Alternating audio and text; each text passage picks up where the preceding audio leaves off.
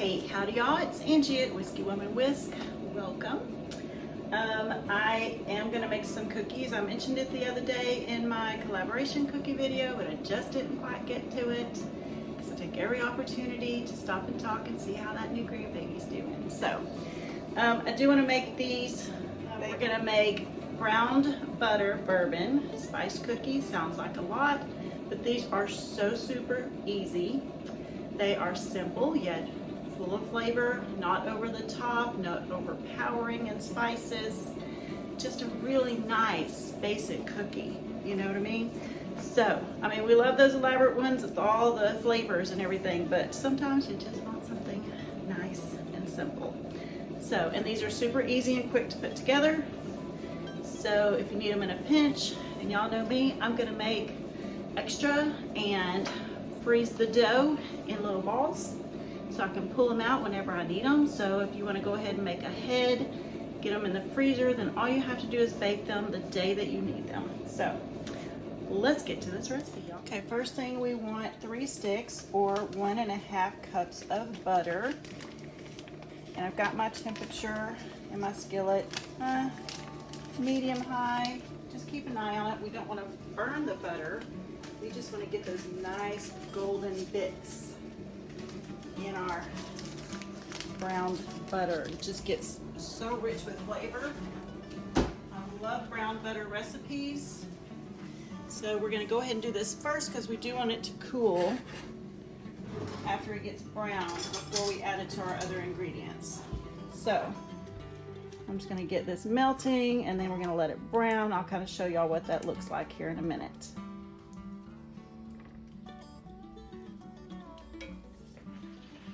Okay, y'all, while our butter is starting to heat up, I'm gonna go ahead and get my other ingredients ready. I've got in here 1/2 cup each, dark brown sugar, granulated sugar. I use cane sugar, so it's a little bit yellowy, and light brown sugar, 1/2 cup of each. So, got that together. Now let's get our flour dry mixture ready too. Okay, keep an eye on that butter. As you can see, it's starting to get a little foamy. All that milk fat is separating. Just keep an eye on it. You don't want it to get burned. I actually just turned mine down a little bit because it was really going to town. So that milk fat's going to separate and then it's going to fall to the bottom and then it'll start browning. I just needed to give that a stir and check on it.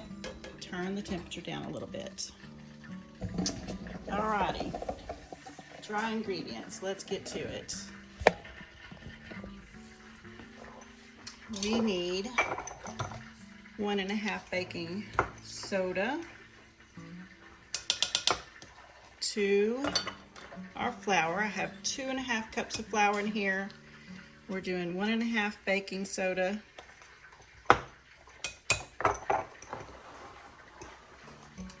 Salt, 1/2 teaspoon.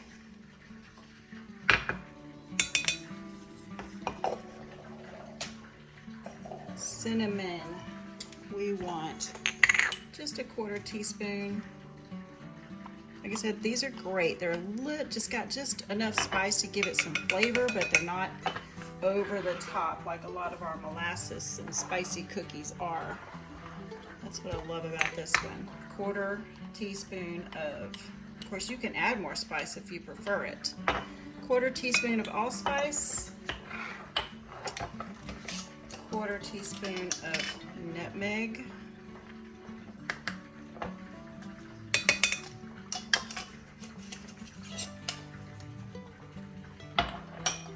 We're going to give this a whisk and just blend all of our dry ingredients together.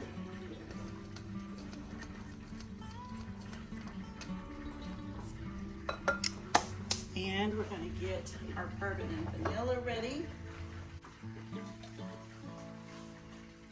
So, a couple of tablespoons of bourbon. I'm just going to go ahead and get it measured and ready. Any bourbon will do. And then we want 3 teaspoons of vanilla. Lots of yummy vanilla flavor. Measure with your heart on that vanilla. See how more of that foamy that was on top of our butter is falling to the bottom.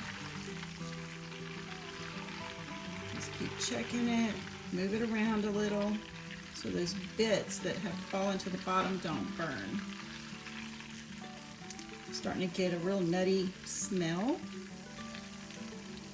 That's where the goodness comes from, is those milk fats starting to brown a little bit. Again, checking on our butter.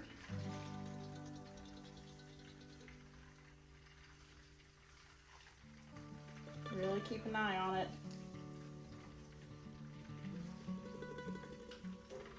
Some of it's starting to fall to the bottom. So we're getting there. So that's the most time consuming part, is just browning this butter and then letting it cool down. But the iron skillet keeps it hot for a long time. That's why I'll take it out of there. Just pop it in the fridge. You don't want it to get solid in the fridge, but just enough to help it get to room temperature a little quicker. If you're not in a hurry, just turn it off and set it aside until it's room temperature, and then continue with your recipe. Okay, I've got 2 room temp eggs here. We actually just need 1 farm fresh eggs. You get a little spot every now and then. If it bothers you, remove it.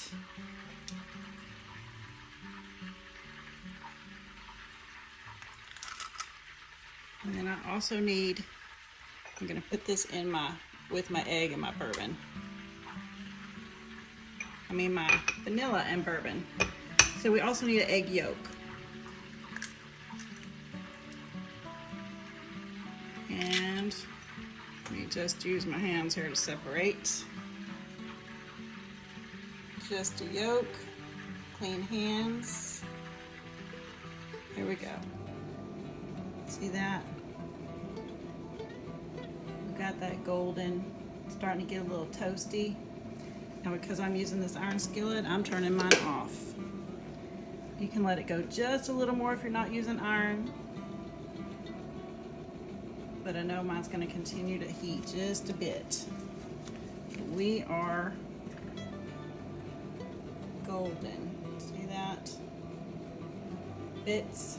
Yes. And it smells amazing. So I'm going to be mixing in my stand mixer. So I'm going to go ahead and put my butter directly into that to cool.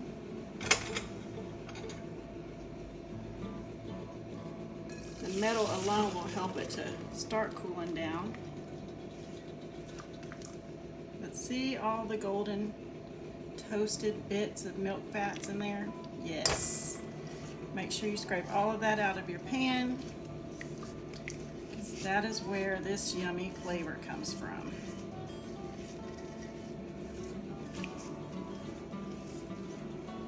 And I'm going to pop this in the fridge for a few minutes to help us get there quicker.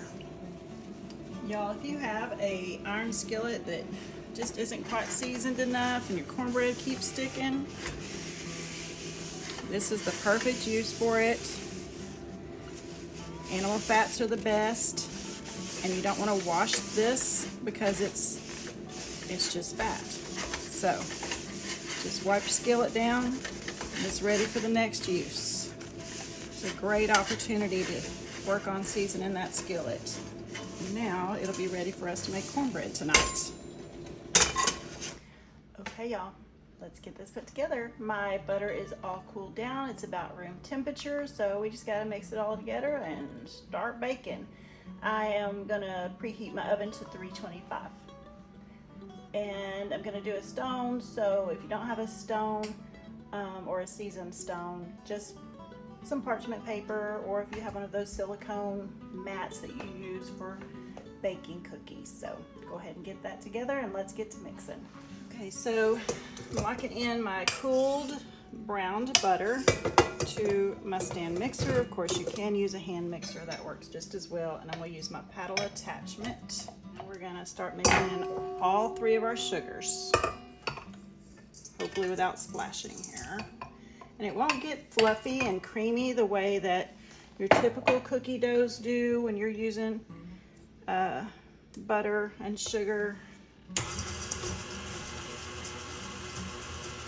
Just try to get it really mixed in, but it won't get that creamy, fluffy texture that we typically have when we're just using raw butter. Or room temperature butter that hasn't been cooked and browned. Look at that color though. And that nuttiness that you get from that browned butter is, oh, it smells amazing. Okay, so that one egg yolk, bourbon, and vanilla. I'm going to mix those in good. And our dry ingredients that we mix together are flour, salt, spices, and baking soda. I'm just going to start gradually adding that in just until it's all incorporated.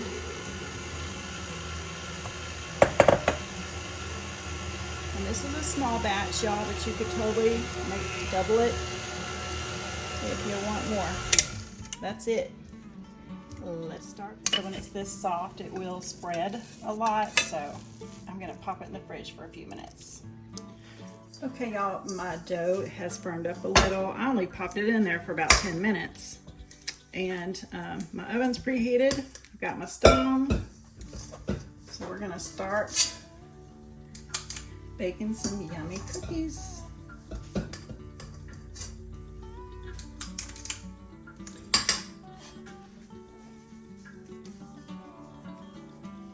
They kind of have like when you make peanut butter cookies kind of texture.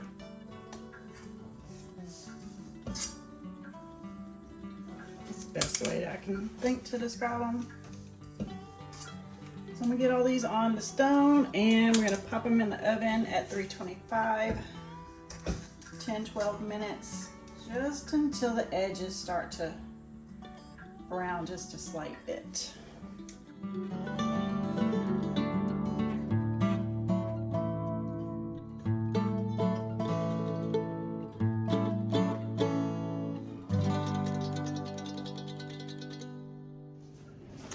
Okay, y'all, these brown butter bourbon cookies, just a hint of spice. They are so soft, soft, delicate cookies. So soft, not crunchy at all. If you love a soft cookie, moist with that butter, oh, these are for you. Slightest little spice flavors, just enough to make it something special, you know? Anyway, I hope you give these a try. They are incredible, and it makes, depending on the size of your scoop, 1.5 dozen, almost 2 dozen, depends on the size of your scoop. But chill it if you don't want it to spread out too much. You could bump it up to 350. That'll make it not spread quite as bad, but you really have to watch it because you just want to get that slightest little start of some browning around the edges, and that's all. You want to keep them nice and soft and yummy. And it's kind of like old school peanut butter cookies, old school, where they were kind of just really soft and buttery, you know? So hope you'll give them a try. Thanks for watching. Make sure you like and subscribe. Y'all have a good one.